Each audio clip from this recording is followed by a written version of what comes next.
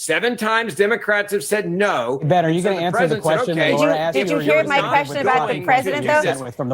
Wait, hold on. Hold on a second. Laura Coates brought Ben Ferguson, who is often seen as one of the most disingenuous voices among MAGA supporters, onto her show to debate alongside Democratic strategist Mike Nellis, and what followed was a very heated exchange between all three, as they went back and forth in a tense discussion that quickly turned into a sharp debate, and now they are going to look at some of the key moments from that conversation, while also sharing some thoughts and reactions along the way. So let's watch this together. Thank you both. Ben, let me begin with you, because you heard Homan say tonight that ICE agents will be looking for all sorts of alleged criminals taking part in human and sex trafficking and money laundering, other crimes. Obviously, I'm a prosecutor. I don't want any of those people on the streets. But how will this impact their ability to alleviate some of the concerns about the wait times if they are also adding to the search with criminals? Yeah, look, I think they can do 2 things at the same time. They're not the ones that are screening the bags, as we know, and TSA agents will be doing that, the ones that are showing up, and God bless them for showing up as they're being held hostage, and their pay is being held hostage by the Democratic Party for we're now into multiple weeks. The times have gone down significantly. In Houston, for example, right now, it's under 40 minutes at Terminal A. It was upwards of almost 5 hours yesterday. Those times have come down. Minneapolis is at 5 minutes at one of their checkpoints late this evening. That was at 4.5 hours the same time last night. So not only are these times going down, you're seeing that the president is understanding the American people paid their taxes, and they deserve to be able to go to an airport and not have to be there for 5 hours standing in a line when trying to travel, do business, or go on spring break. And all of this is avoidable. The Democratic Party decided they wanted to hold the American people hostage at the airports. This is their decision to do it. I think it's a disgrace. And as an American taxpayer, I'm furious, and so are a lot of others. I don't understand why you would do this to the American people, but I'm glad that the president is continuing to look at different opportunities to put the American people back as priority number 1 instead of saying, we don't care about you, and that's what the Democrats have done. Mike, what's your reaction to this assessment of the Democratic Party holding the people hostage with their efforts to essentially compartmentalize the payment between ICE and others? Yeah, well, for starters, this isn't the Democrats holding up the funding. This is Donald Trump holding up the funding because he's demanding that they pass the SAVE Act. He's demanding that they fund additional money for ICE. It's not. Senator Kennedy on Fox News said it tonight. Donald Trump is the reason that we don't have a deal right now on TSA to fund these agents. Now, Ben brought up the progress that's been made. 7 times. Hey, Ben, I didn't interrupt you. I on this. Ben, hold on. Wait, hold on. Okay, both of you, hold on a second. Ben, I've asked him a question. I'd like him to answer the same way I asked you one, and you had the opportunity to answer. But both of you can pause for a second, because I do want to reference the clip that you just mentioned, Mike, because Senator Kennedy, we actually have it here. And that way we're out of the shutdown and DHS is back open. We submitted that, Senator Thune submitted that to President Trump, as is his right. He said no deals with the Democrats. So we're back to square one. Mike, now that we've heard what you referenced, continue your point. Ben Ferguson is constantly seen as one of the most frustrating voices in these debates, even more than Scott Jennings, who also gets plenty of criticism but does not come across as quite as overly whiny or as aggressive in tone. And while both of them clearly push similar talking points, Ferguson tends to take it to another level, and the pattern stays the same because whether it is Ferguson or Jennings, many MAGA commentators keep repeating the exact same argument by blaming everything on Democrats, even when there are clear contradictions coming from within their own side, like when a right-wing Republican senator openly suggests that Donald Trump is not interested in making deals with Democrats, yet voices like Ferguson still expect people to believe their version of events. And at the same time, Trump himself recently made remarks implying that the government should focus on things like war rather than social support systems, arguing that programs such as daycare, Medicare, and Medicaid should not be a federal responsibility and should instead be pushed to the states, which makes it even harder to accept claims from Ferguson that Trump and Republican leaders are prioritizing the well-being of the American people, because when those statements are placed side by side, the argument quickly starts to fall apart and ends up sounding more like empty rhetoric than a serious or consistent position. Yeah, that's the whole ballgame right there. Donald Trump won't allow there to be a deal. So all this faux outrage from folks like Ben, this is a Republican shutdown. They're the reason that this is happening. And I want to make one more point, too, because Ben wanted to hail how the ICE agents are making things more efficient at airports. He brought up that Minneapolis is experiencing 5 minutes right now. There are no ICE agents at Minneapolis right now. So Republicans should get connected to the real world That's not and true. stop taking They credit did for send things that ICE have agents nothing in to do there. with it. That's not true. And that, There it's are not one of ICE the agents it's not there. one of the There's pictures 13 of them. Go airports where on there are X ICE right agents, now. Ben, You and you will know see better them. than that. Go on X You know right what, now. Ben? You If will you could see stand them. on your You can't argument, just you wouldn't make be up interrupting lies me. and say it's true. It's ridiculous. Ben, Now, listen, you're the one who's coming up here and spreading things that aren't true. Well, let me ask. Yes, I happen to have been in Minneapolis this morning.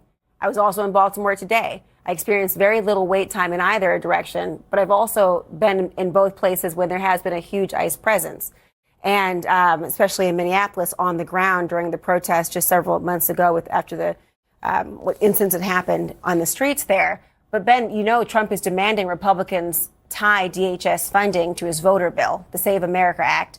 Even Senate Majority Leader John Thune called that, quote, unrealistic. I want you to address what Mike's point was, along with Senator Kennedy's point, about the idea of going back to, the starting blocks yet again. If the president is saying no deals with Democrats, how does that help negotiations progress to get the American public where they want to be? Yeah, when you're being held hostage by the Democratic Party and you've had 7 votes to fund the Department of Homeland Security and stop this insanity at the airports 7 times. That is a fact. Anyone can go check it. 7 times Democrats have said no. Ben, are you going to answer the question that Laura asked? Did you hear my question about the president, though? Wait, hold on. Hold on a second. I would like to have a conversation with you, but I need you to answer the question that I asked about the president's involvement in terms of him saying, it's not my words, it's the Senator Kennedy talking about it. If the president is saying that there can be no negotiations with Democrats, then what are the 7 votes? What impact would those have? It sounds like he has a major vote there.